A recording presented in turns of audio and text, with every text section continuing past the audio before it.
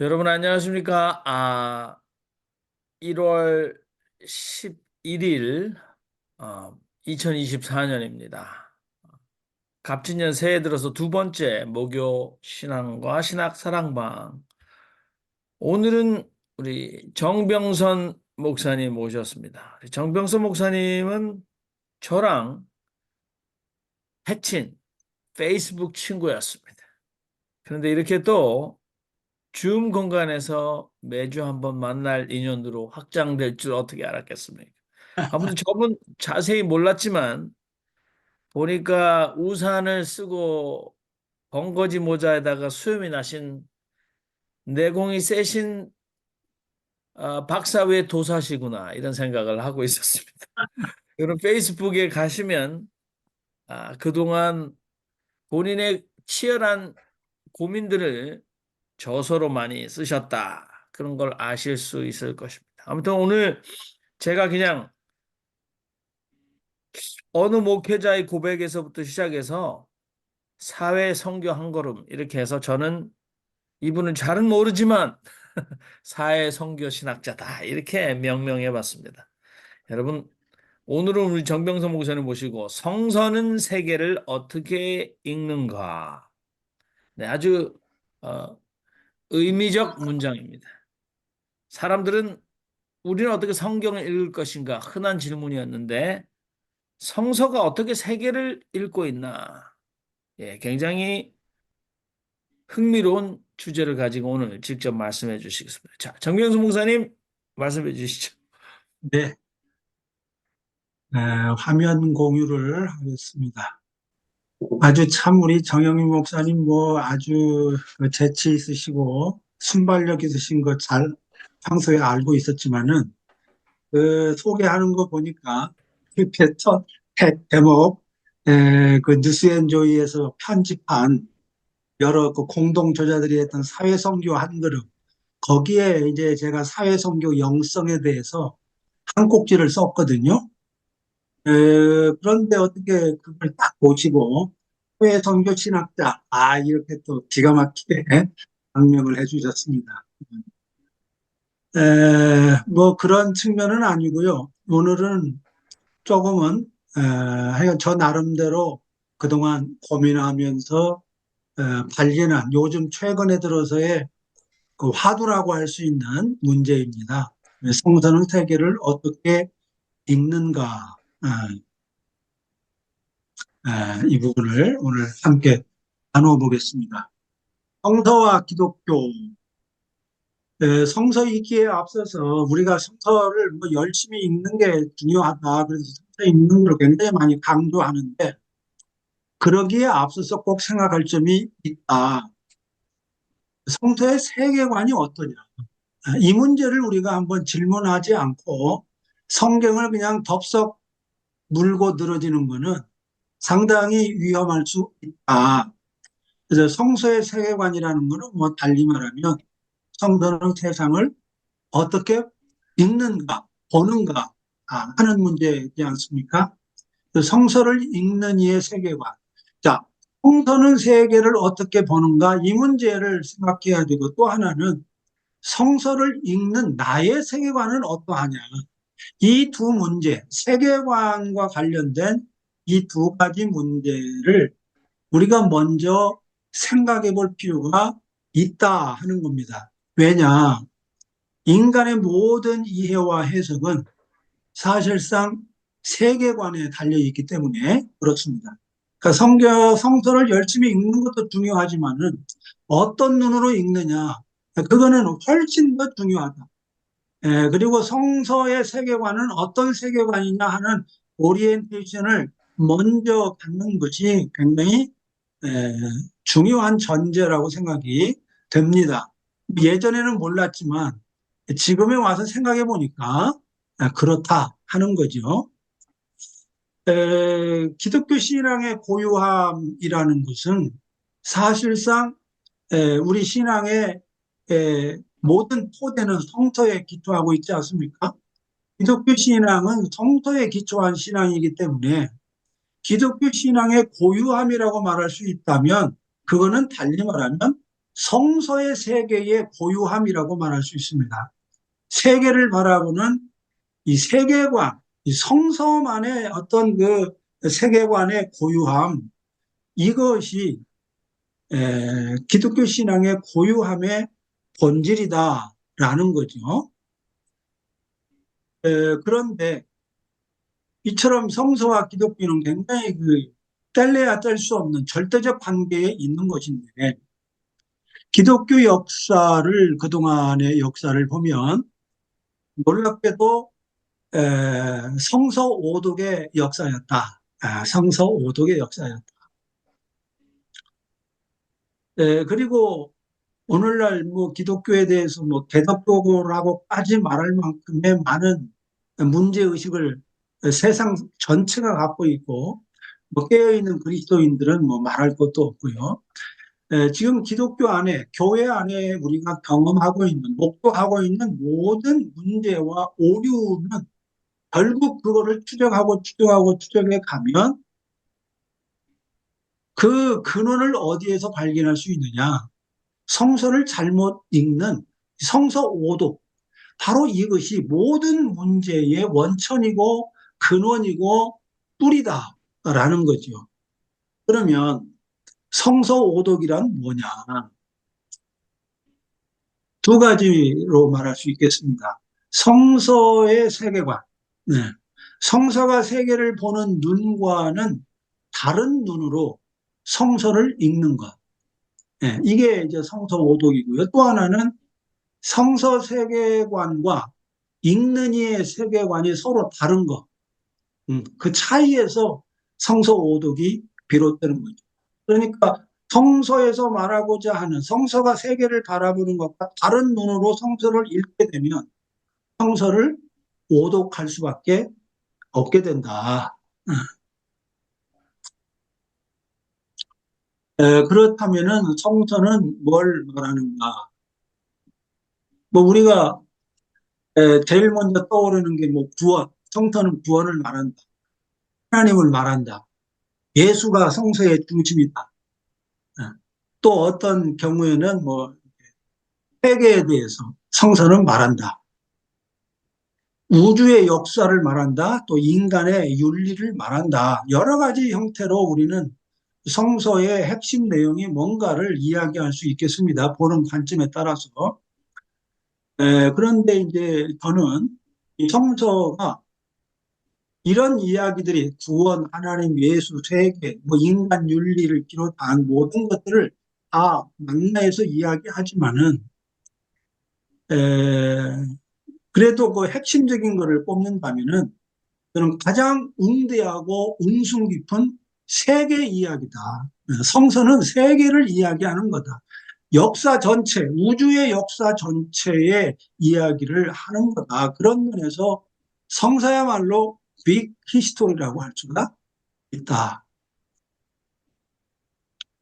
조금 더 이제 깊이 초점을 맞추면요. 우리 인간의 가장 궁극적인 물음, 예, 폴 틸리는 이제 종교란 무엇인가라고 물으면서 종교란 인간의 궁극적 관심사에 붙잡힌 것. 이게 종교다. 궁극적 관심사에 대해서 이야기하고 거기에 대해서 서술하고 그거를 추구하는 그것이 그 책의 시스템이 종교라고 이제 봤는데요. 에, 인간의 가장 그 근원적인 궁극적인 물음은 이 세계가 왜 있느냐? 이 세계가 왜 있느냐? 눈을 떠보니까 이 세상에 태어나 보니까 세상에 있는데 도대체 왜 이 세계가 있는가 하는 물음이죠. 예. 이 세계는 무엇인가? 왜 나는 있는가? 나는 무엇인가? 이것이 인간의 궁극적 물음이라는 거죠. 바로 이런 물음을 묻기 때문에 우리 인간은 다른 어떤 존재보다 더 위대하다면 위대함의 어떤 근거가 바로 물음의 차원이 다르다. 어떻게 보면 인간만이 묻는 존재인 거죠. 인간만이 묻는 존재이고 인간은 현실적인 먹고 사는 것에 대한 문제들도 묻지만 더 근원적인 물음, 궁극적인 물음, 예, 이 세계에 대한 물음이고 이 세계에 대한 물음을 계속 묻고 들어가다 보면 왜 이 세계가 존재하는가를 묻게 되고 그렇게 되면은 이제 어떤 신의 문제로 물음이 발전하게 된다라는 생각을 합니다. 그래서 인간의 궁극적 물음은 이 세계에 대한 물음, 나에 대한 물음, 이 존재에 대한 물음은 신에 대한 물음에 앞선다. 그런 면에서 시타르타는 위대한 인간이라고 말할 수 있겠다. 왜? 시타르타는 뭐 생로병사로부터 시작을 해가지고 세계라는 게 뭔가, 세계라는 게 뭐냐, 이거를 예, 끊임없이 궁구하고 물었던 사람, 그 물으면 끝까지 추구했던 사람, 철저하게 그 근원까지 파고들었던 사람이 시타르타죠. 그런 면에서 시타르타는 정말 그 인간의 궁극적 물음을 붙잡고 일평생 씨름했던 그런 측면에서 아주 위대한 인간이고 훌륭한 인간이라고 말할 수가 에, 있을, 있을 것 같습니다. 그러면 우리는 이제 성서의 기초에서 모든 신앙의 체계를 세워갔는데 이 성서와 다른 여타 종교의 경전들은 어떤 면에서 에, 겹치는 부분이 있고 어떤 면에서 차이가 있는가 하는 것을 잠깐 말씀을 드려보겠습니다. 종교는 뭐 그 말뜻 그대로 한자의 그 말뜻 그대로 보면 마루정자니까 최고 높은 수준의 가르침, 으뜸가는 가르침, 이게 이제 종교라는 말의 뜻이죠. 폴 틸리는 궁극적 관심이라고 종교를 규정을 했습니다. 으뜸가는 가르침, 궁극적 관심, 뭐 서술은 다르지만은 내용을 들여다보면 거의 뭐 같은 맥락의 이야기라고 볼 수가 있겠습니다. 자, 그러면 앞에서도 말씀드린 것처럼 인간은 궁극적 관심을 궁구하는 존재, 궁극적 물음을 묻고 씨름하는 그런 존재인데 성서는 역시 성서 또한 인간의 궁극적 물음에 대한 응답으로서 성서는 우리에게 의미 있는 것이다. 또 모든 경전 또한 그와 마찬가지로 인간의 궁극적 물음을 궁구한 그들의 그 궁구한 결과, 깨달음의 결과를 기록한 게 거의 모든 종교의 경전들이라는 측면에서는 성서나 종교 경전들이나 어떤 같은 맥락에서 이해할 부분이 있다. 그런 면에서 성서와 여타 경전 간의 대화 가능성은 열려 있다고 말할 수 있겠습니다. 그뿐만 아니라 꼭 종교의 경전뿐만 아니라 성서와 과학 사이에도 얼마든지 대화가 가능하고 성서와 인문학 간에도 대화가 열려 있다. 가능하다라는 것이죠. 왜? 인간의 궁극적 물음과 연결이 되어 있으니까.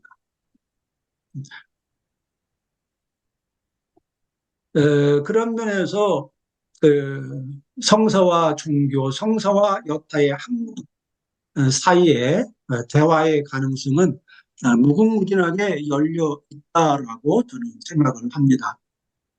자, 그러면 일단 성서는 궁극적 물음, 세계는 왜 있는가? 세계는 왜 있는가?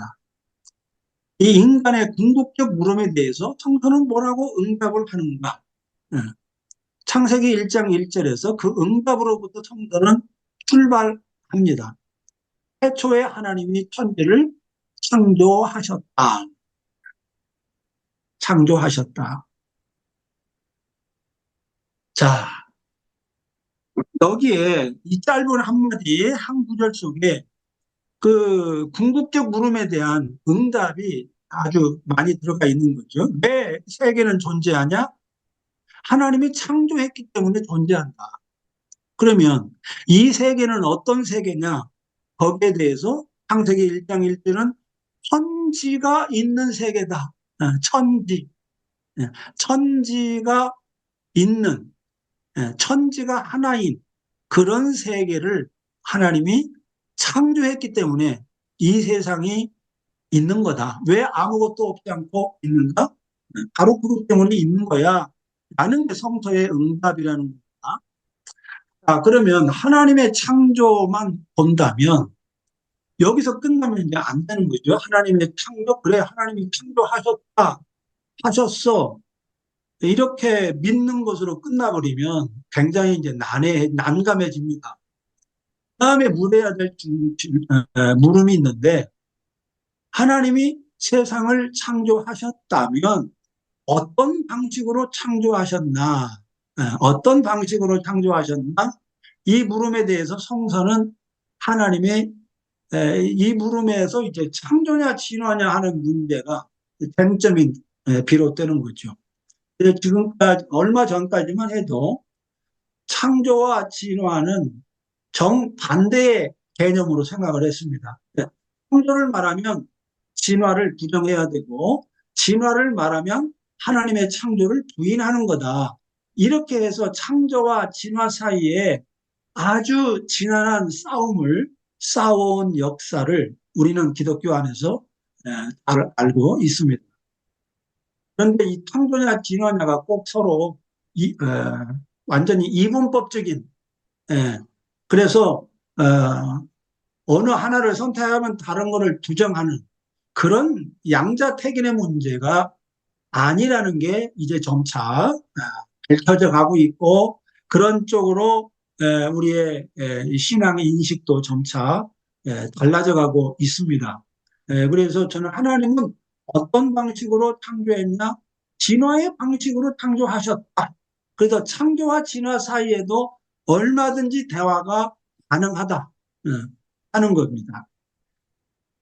자, 이제 창조에 대해서만 이제 크게 보면 그렇고요. 자, 세계에 관해서만 한번 보겠습니다. 세계는 뭐냐? 우리가 보통 이제 세계관의 핵심 쟁점으로 보면 세계는 무엇이냐? 실제냐 아니면 허상이냐? 이게 큰 틀에서 세계는 실제야. 아니야. 세계는 잠시 있다가 사라지는 허상인 거야. 자, 이렇게 크게 나눌 수 있다 이거죠. 불교 같은 경우 이제 허상으로 보는 거죠. 허상으로.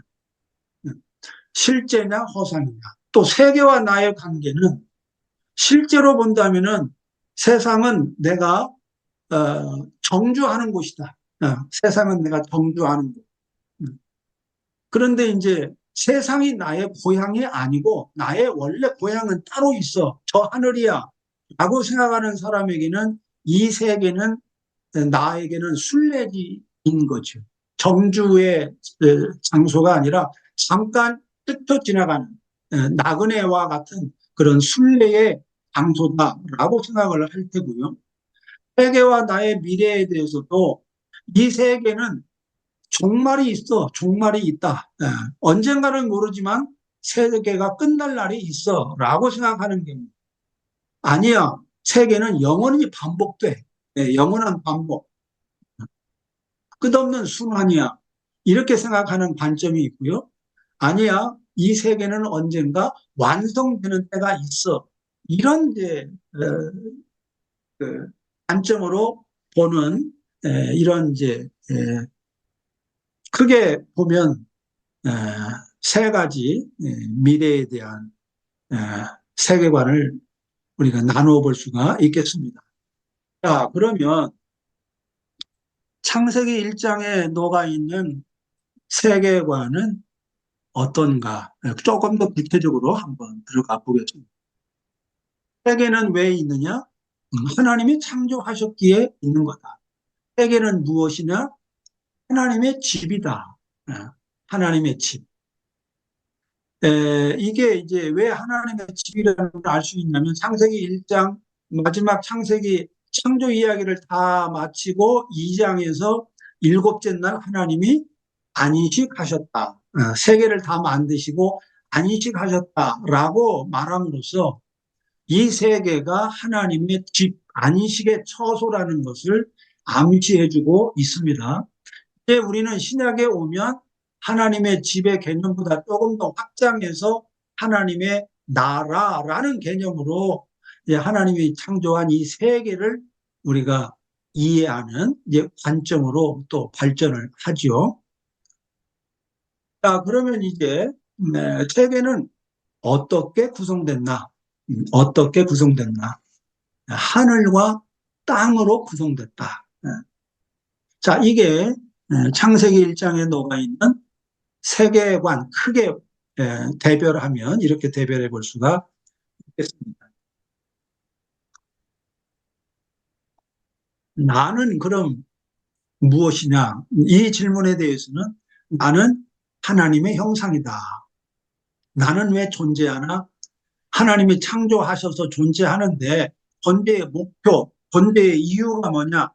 하나님의 나라를 경영한, 하나님이 창조한 세계를 경영하는 경영자로 우리가 살라고, 우리 경영자로 살라고, 세계를 경영하라고 우리가 존재하는 거다. 나는 어떻게 구성됐나? 흙과 하나님의 생기로 구성됐다. 흙과 하나님의 생기. 이게 이제 창세기 1장 창조 이야기에 녹아있는 세계와 나에 대한 이해의 관점이라고 볼 수가 있겠습니다. 자, 자, 어떤 세계를 창조했냐? 하늘과 땅이 있는 세계, 천지를 창조했다. 그냥 세상을 창조했다고 말하지 않고 성서는 굳이 천지를 창조했다 그랬어요. 천지. 예.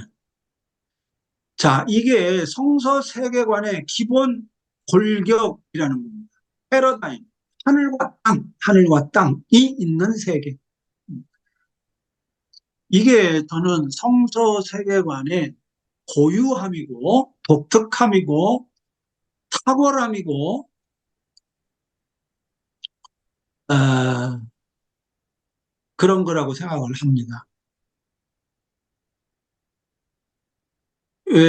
성서의 내적 증거는 뭐 전체 창세기부터 요한계시록까지 너무너무 널려 있는데요. 하늘과 땅이 있는 세계라는 사실은 뭐 우리 목사님들, 우리 성도는 너무나 다 뭐 아시는 거죠. 창세기 1장 1절, 신명기 32장, 이사야서 1장, 66장, 뭐 마태복음 6장, 그 예수님 주기도문에서 아버지의 뜻이 하늘에서 이루어진 것처럼 땅에서도 이루어지이다. 또 이사야서 66장에서 하늘은 하나님의 보좌고 땅은 하나님의 발등상이다. 이렇게 말합니다. 에베소서 1장 10절은 하나님의 구원의 목표, 왜 하나님이 예수 그리스도 안에서 세상을 구원하느냐? 그 목표는 그리스도 안에서 하늘에 있는 것이나 땅에 있는 것이 다 통일되게 하려 하시는 거다. 네. 요한계시록 21장에서도 새 하늘과 새 땅을 말하고 있지 않습니까? 이처럼. 그래서 저는 이제 에베소서 1장 10절을 제가 특별히 여기 이제 밑에다가 썼는데요. 9절과 10절입니다. 그 뜻의 비밀을 우리에게 알리셨으니 곧 그의 기쁘심을 따라 그리스도 안에서 때가 찬 경륜을 위하여 예정하신 것이다. 것이다. 이 구원에 대한 내용을 설명하면서 거기에 대해서 구체적인 설명을 덧붙이는데 그게 하늘에 있는 것이나 땅에 있는 것이 다 그리스도 안에서 통일되게 하려 하심이라. 이게 궁극적인 목표라는 겁니다. 궁극적인 목표. 하나님이 그 모든 경륜의 안에서 예수 그리스도 안에서 예정하신 그 궁극적인 목적이 뭐냐? 하늘과 땅이 통일되게 하려 하는 것. 이게 궁극적인 목적이라는 거죠. 그렇다면 뒤따르는 물음이 이제 나올 수밖에 없겠죠. 그러면 하늘과 땅이 뭐냐? 하늘과 땅이 뭐냐? 자, 이게 이제 오늘의 핵심, 제가 말하고자 하는 핵심 내용인데요.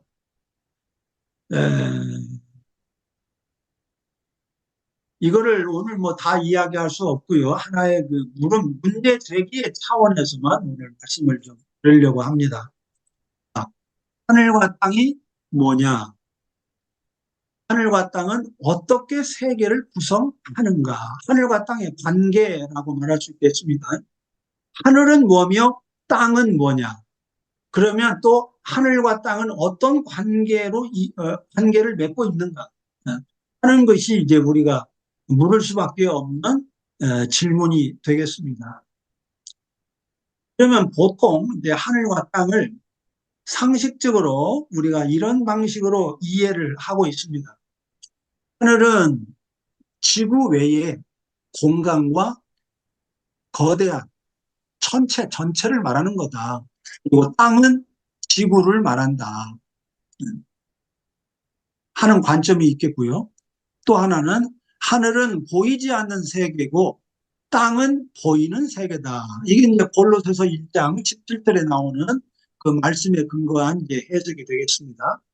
그 다음에 또 하나는 하늘은 하나님의 세계고 땅은 물질의 세계다. 또 다른 말로 하면 하늘은 영적인 세계고 땅은 물적인 세계다. 이렇게 말할 수 있고요. 또 하나는 하늘은 자존의 세계, 하늘은 스스로 있는 것이고 땅은 피조된 세계다. 또 하나는 하늘은 영원한 세계고 땅은 일시적인 세계다. 이렇게 하늘과 땅을 바라보는 보편의 관점들이 조금씩 다르게 우리 안에 지금 공존하고 있다고 볼 수가 있겠습니다. 여기에서 나의 이해, 나는 하늘과 땅을 지금까지 어떻게 이해해 왔는가? 여러분 어떻게 이해해 왔는지 한번 살펴보시기 바랍니다. 지금 뭐 제가 5가지 이야기를 했는데요. 여기에 이제 하나를 덧붙이면 이제 영의 세계, 육의 세계, 뭐 이렇게 이제 또 좀 세분화할 수 있는데 나는 어느 이해에 속하는가 한번 각자 생각을 해보시기 바랍니다. 자, 또 조금 더 다른 관점으로 하늘과 땅을 보는 그 세계관의 유형을 이제 하늘과 땅을 중심으로 제가 좀 도표로 그림으로 한번 표현을 해봤습니다.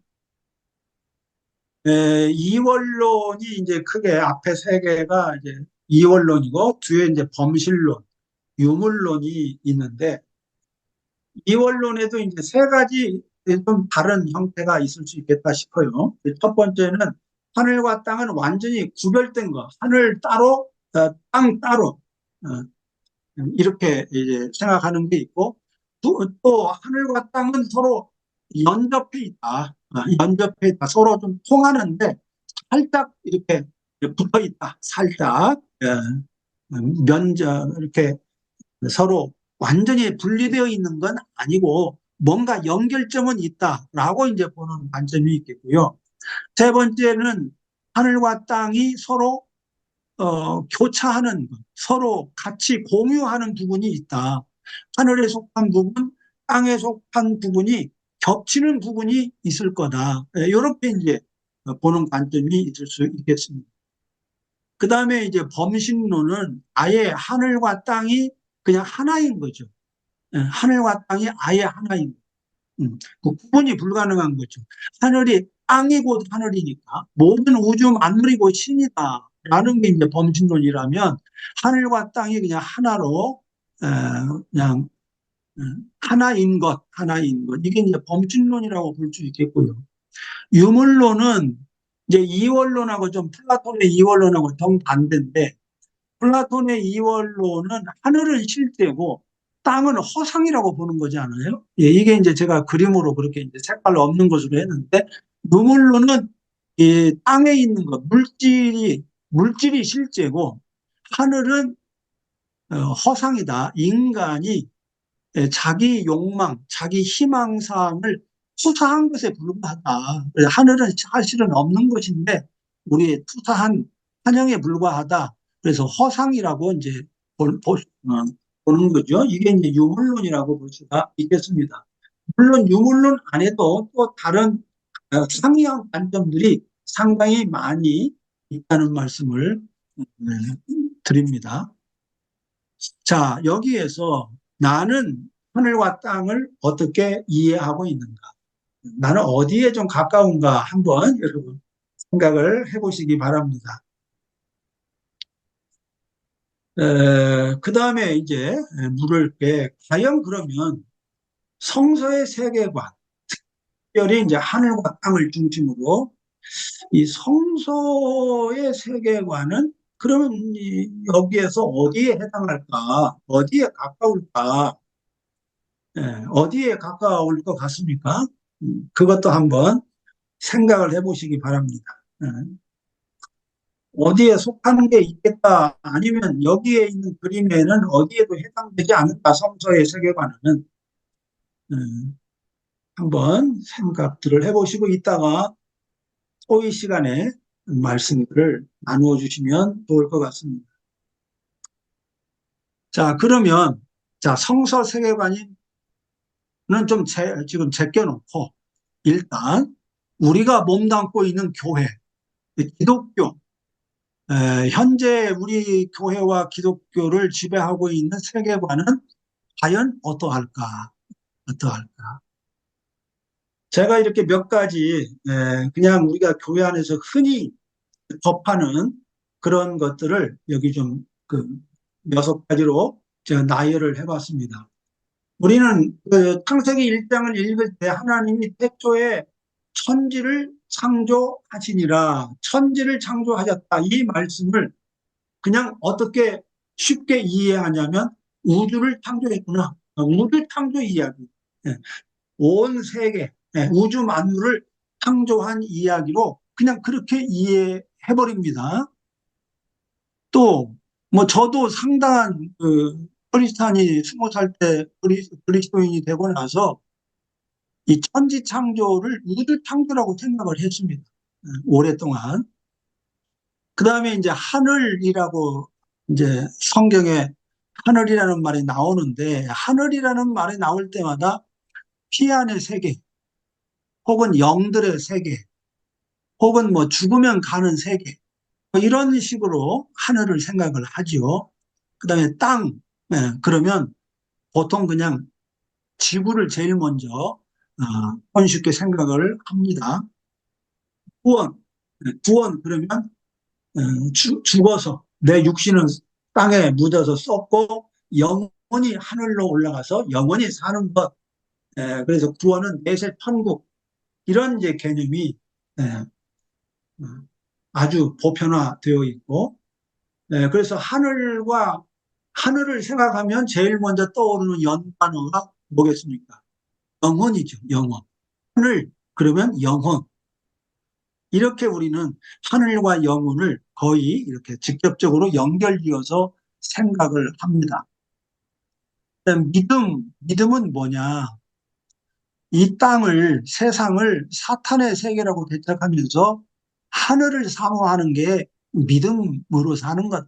믿음이 좋다는 것은 얼마나 하늘을 더 간절히 사모하느냐, 하늘을 향하느냐, 이게 믿음의 정도를 말해주는 것이다.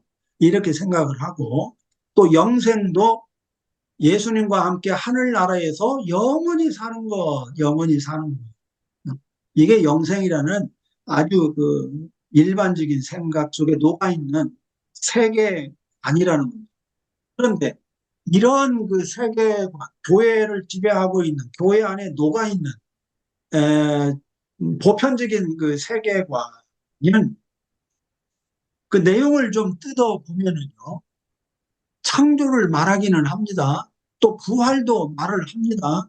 그런데 그 신앙의 내용을 뜯어보면 이 창조와 부활은 말뿐이에요.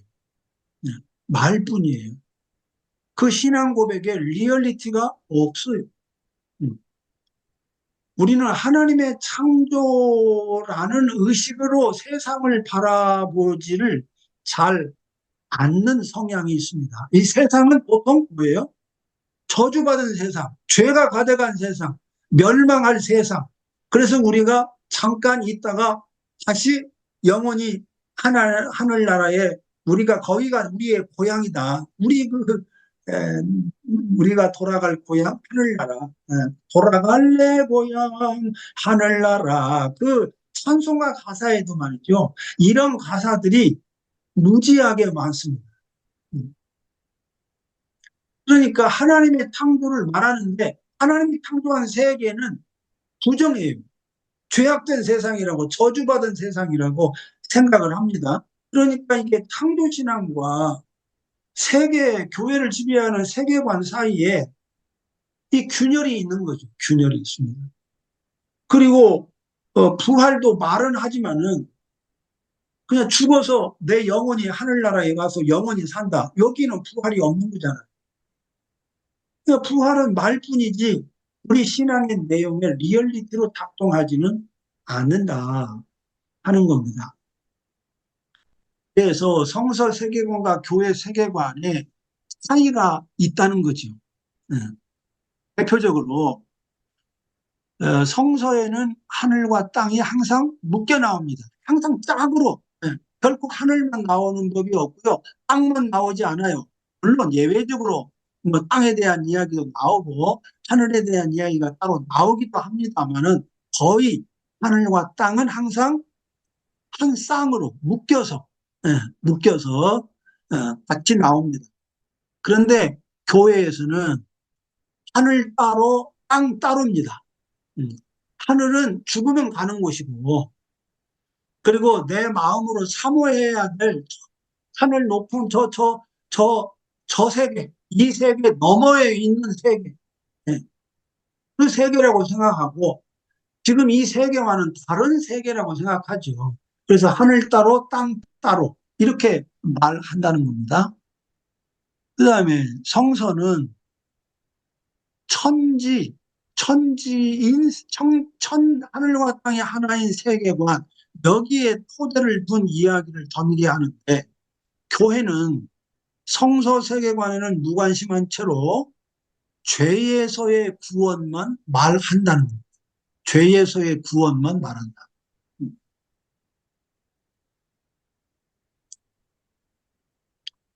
그래서 이처럼 성서의 세계관과 교회를 지배하고 있는 세계관에 균열이 있고 뭔가 간격이 있고 거리가 있다는 것을 이제 의식 있는 그리스도인 고민하면서 성서를 읽고 성서가 말하는 게 뭔지를 점점 눈을 떠가면서 교회와 성서 사이에서 이게 서로 말이 다른데 이 교회가 말하는 것하고 성서가 말하는 것하고 이게 뭔가 아구가 안 맞는데 이런 것들을 이제 점차 눈을 뜨면서 고민하고 방황을 하게 되는 거죠. 예.